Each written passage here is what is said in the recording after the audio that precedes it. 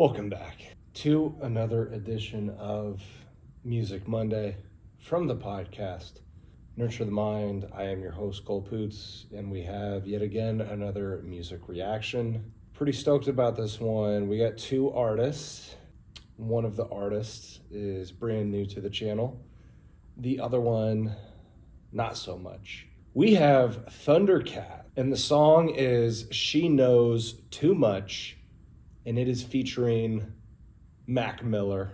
As you guys know, if you follow me, if you have watched any of my reactions at length, you will know that Mac Miller is my number one favorite artist and musician of all time. And this is great. You know, him and Thundercat were really close. And from what I've seen on social media following Thundercat, I believe Thundercat is about ready to come out with an album. And this song will be on the album. Obviously, this was recorded, probably a while back before Mac Miller passed away.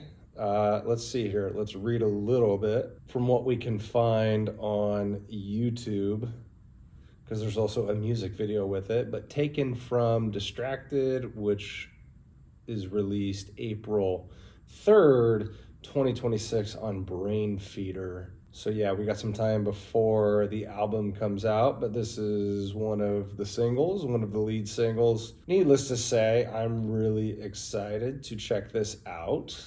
Sorry, I'm just reading some comments here on the YouTube video. Bro had this on the back burner for a cloudy day, and it's real art and not AI. Big thank you to Thundercat and Max Estate and family for this one. The animations fit the feel of the music so well. Amazing stuff.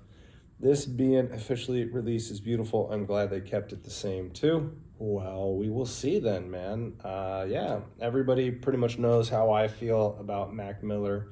Pretty strongly about my dude. Rest in peace to the legend, the GOAT, obviously taken away from us way too soon. I like Thundercat too. I wouldn't say that like I'm as big on his stuff as I am with Mac Miller, but I think that they are a good combo. I mean, on Swimming, when that came out, we had the song What's the Use, and Thundercat's on there doing some vocals and whatnot, harmonies, melodies, but he's also playing the bass, the signature bass to that song. I feel like there was a lot of people out there that were, really close with Mac that had a similar relationship to the one that him and Thundercat had, because, I think Mac just had this ability to really connect with people on a very deep level, and he was, by all accounts, from what you hear from everybody, basically nobody really has anything bad to say about Mac Miller. All they can really say are nice things and good things, and that is a testament to his legacy, is that even though he passed away, I believe for all of those who knew him personally, but then all of us who loved and cherished his music, is as long as we are all living, we are not going to let this man's legacy die. And I've said it before on the channel, and I will say it again.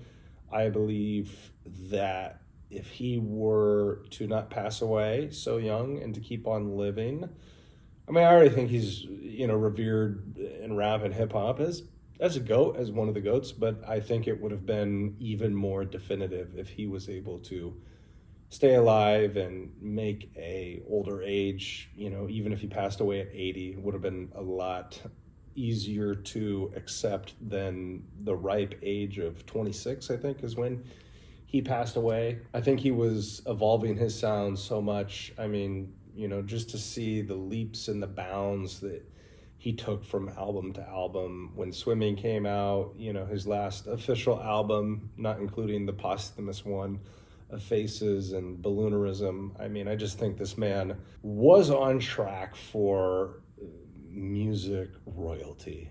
Obviously, I'm biased. That's my opinion. But guys, no more talking, no more of an intro. You know what we do here. We rant, but we rant with a purpose. So let's see what we got. Thundercat, Mac Miller, She Knows Too Much, music video Are you guys ready? Because I'm ready. Before we start, you can see in the background, hanging up on the wall, is that one song. Is it him? 88 Keys, and then Sia. That's a great song. And then what else do we got here? I'm just kind of looking around. It's like this red cabinet over here. Looks like there's vinyl that's sitting in each cubby. It almost looks like something, if you guys have watched Anthony Fantano, that looks like it's from his set and his videos. The couch almost kind of makes me think of, you know, the album, watching movies with the sound off. And what music video is it? Is it for the Star Room, or there's another song on there in the music video, and I think it's the Star Room, and he's sitting on a couch looking like he's in some rundown apartment. So interesting start just by visuals alone. And now that I'm thinking about it too, it looks like we're peering in from a window right here, almost like a plane window, which would make me think of swimming. So I wonder if in the music video, we're just gonna get a bunch of like Easter eggs and you're gonna have to try and find them. All right, here we go.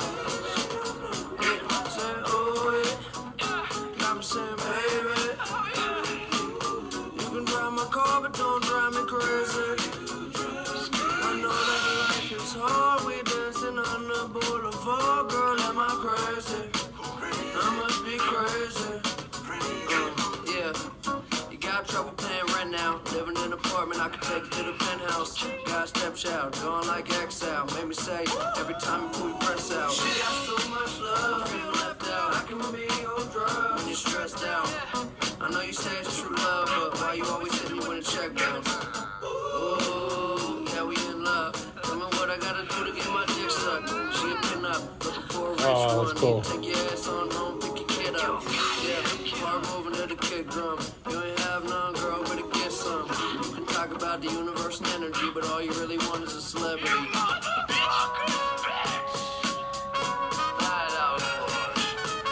You're just lost. And I'm here to find you.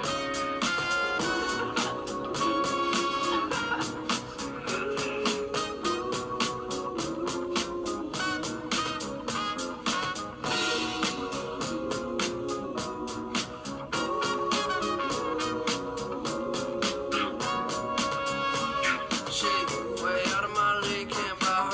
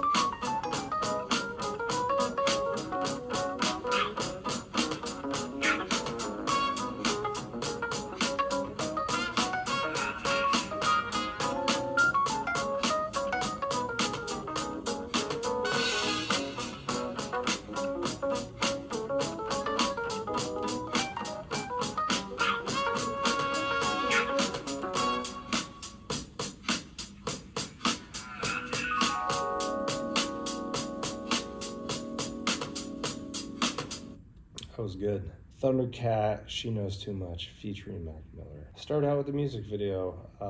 Animations and all that was awesome.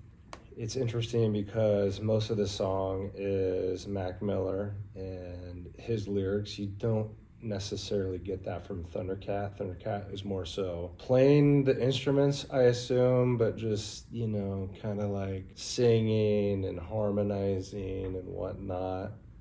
So I thought that was cool. Like, this is going to come out on Thundercat's album, but it's based, like, it is a collaboration, but it feels more so like Mac Miller's song, I guess. Yeah, the music video was crazy.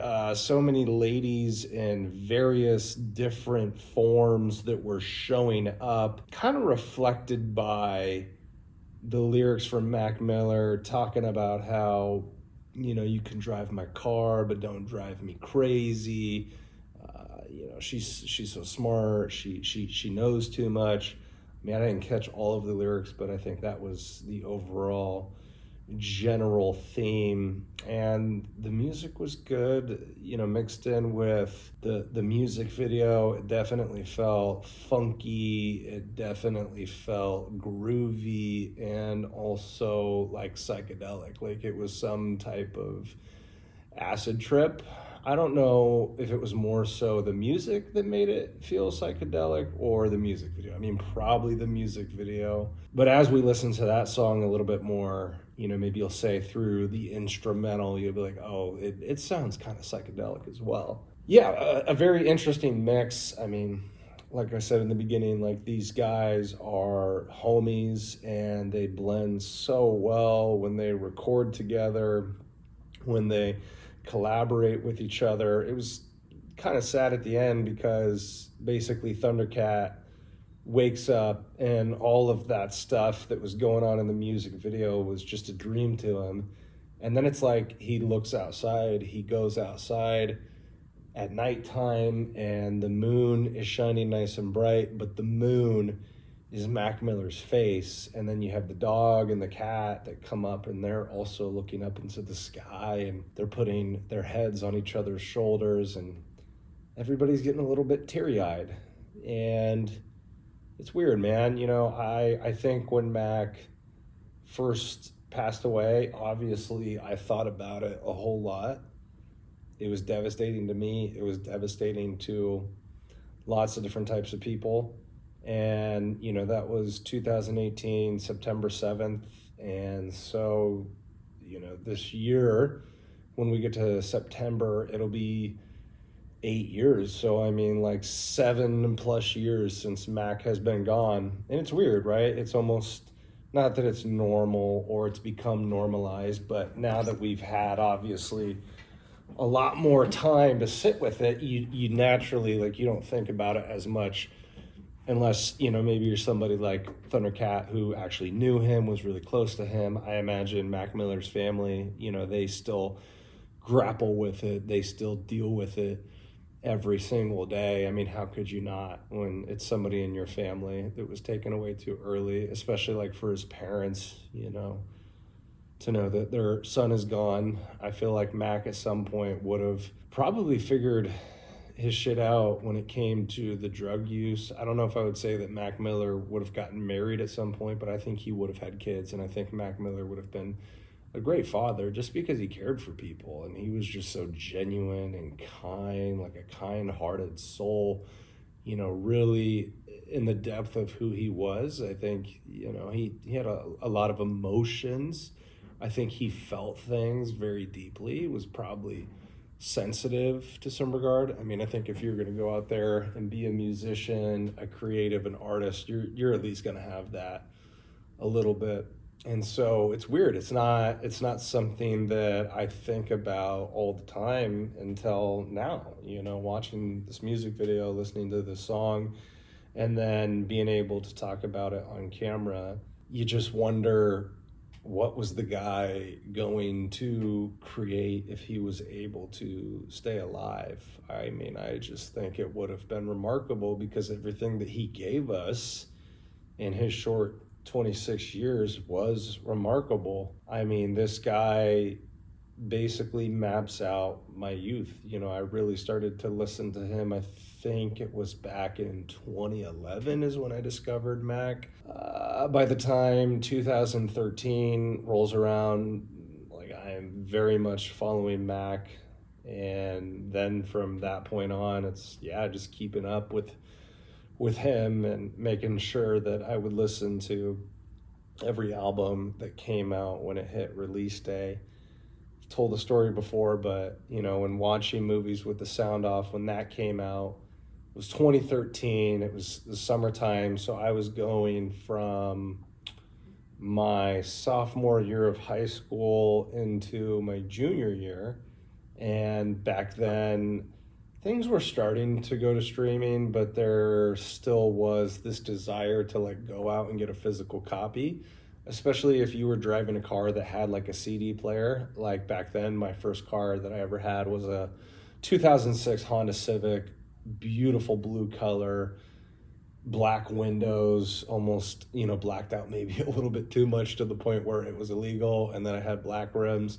And I just remember at the time, me and my friends, me, Adam, Tanner, and Haley, we went in Adam's car at the time and we drove up because we live in Indianola, Iowa. So we drove up to the south side of Des Moines. There was a Best Buy up there and we just fucking sprinted in there looking for the physical CD copy of watching movies with the sound off. I remember like getting in there and going to the CD section and we were like browsing and we couldn't find it right away. So like, oh my God, like maybe they don't have it. And then one of us looked somewhere else, like on the side part or whatever. I don't really know how to describe it. And then all of a sudden we saw the red cover basically just shimmering with light and sitting there just waiting to be plucked. And both me and Adam, 2 out of the 4 people that were there that day, got the physical copy, got the CD. And then it was like, the summer of 2013, that was the only fucking album that I was playing in my car. Like it was on repeat. At the time I was dating my high school sweetheart, and I remember her telling, she's like, I'm so sick and tired of listening to Mac Miller. Can we listen to something else? And I was like, fuck you, bitch. Like, this is all I want to listen to. And, Mac Miller, like a lot of his music was super experimental, different at times, psychedelic. But there's a clear break off when you go from his first album, Blue Slide Park, to watching movies with the sound off, to then after that was like right around the time that he was recording and creating Balloonerism, Faces, and just like the leaps that he took from his first to his second to his third album. And I just remember listening to that album on repeat and like thinking to myself, what are these sounds like? What are these lyrics? And I consider myself as somebody who has always been a deep thinker, has always been a philosopher. But I also think that Mac, especially with that second studio album, like really facilitated that in me and kind of helped me do that even more so. It was almost like by where he was going in a creative direction, he, with that album, it was like kind of encouraging me to do the same and to not be ashamed of who I was at my core. Now, obviously, from that time to where I'm sitting at now, I've changed in a lot of ways. But there's also things about my personality that are pretty hardwired in. And I would say that is one of those items. And it's something that I struggle with back and forth in terms of like confidence and self-esteem, self-belief, self-worth. And I think every human does this, right? Is that you, at times in your life, feel really confident, feel really great about who you are. You don't care about what other people think, especially in regards to what they think about you. And then there's other times where you are really insecure, you are kind of ashamed to show the world who you are, maybe you're afraid to, whatever the case may be. And I would say off and on throughout 2025, I struggled a lot mentally and kind of took a backseat at times, in the sense that I was not always expressing who I truly was to the world and the people around me. But I think back to 2013 and that album, and it was a transformative experience. And to wrap all of this up, I don't think about Mac as much anymore, but when we're really like sitting down and reflecting and getting raw and genuine and real, I miss that dude. I miss those times. And I miss, letting my personality come to the forefront and shine, and allowing myself to be vulnerable, whether it's me being vulnerable around other people, or I guess being vulnerable when I get on these music reactions, these podcasts, and I press record recently. And going back to last year, the ups and downs, I think what happened to me at some point is I felt like I didn't have people that I could really open up to on a consistent basis. And so I bottled a lot of things in.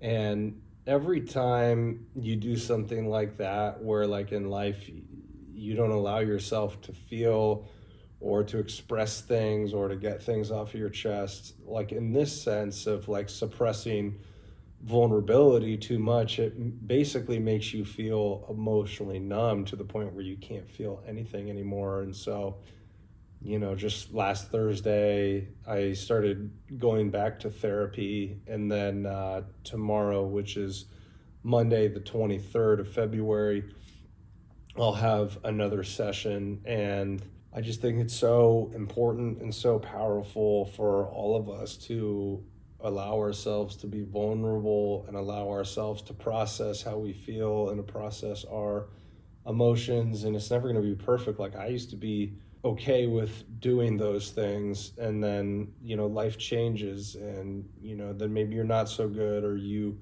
forget to do that. And mental health has to be a real part of the conversation, because we know at times the man himself, Mac Miller, struggled with mental health. It is about finding somewhat of a balance and finding a line, though, right? Like, we should be able to talk about all those things, to not neglect things, to not suppress things, but you also have to make sure that you're not being consumed by it, that you're talking about these things all the time, that you put yourself in a category of being a professional victim, because I've seen way too many people that go down that path and they make it worse for themselves, because it's always complaining, woe is me, how bad I have it, why does the mental health issues keep coming to me? Why do they keep cycling around? It's like, be careful and cautious with how much you talk about things and in what context you talk about them, because it can turn into a situation like that. And I praise us as a country and as a world for getting at least better about talking about mental health and whatnot, but it's still not perfect. It still needs some fine tuning, especially for men, because men still get attached to that stigma where they have to be tough all the time, this tough exterior, not talk about what you're going through, what's on your mind. And that's not healthy. Like, that is not healthy either, just in the same way of somebody talking about their mental health all the time. That's not healthy, because if you don't talk about it, you get to a place of emotional numbness and you isolate yourself and you don't reach out to other people that care about you and would love to help you and want to help you, because you feel like a burden to them, you feel like a burden to yourself. That's where we get into the conversation of people that become willing to take their life and become suicidal. And so I hope we can just keep generating conversations. And I'm here to tell you guys that it's never a perfect linear path. I had some of my biggest struggles in my life back in 2019, which led me initially to go to therapy in the first place. I then got better, was able to manage for years, had a really good therapist for 5 years before she passed away in like October of 2024. And then after that, things that were going on in my life, uncertainties, things that were changing, trying to find a new therapist off and on for this last year, not having a regular person to talk to and to open up to and to vent.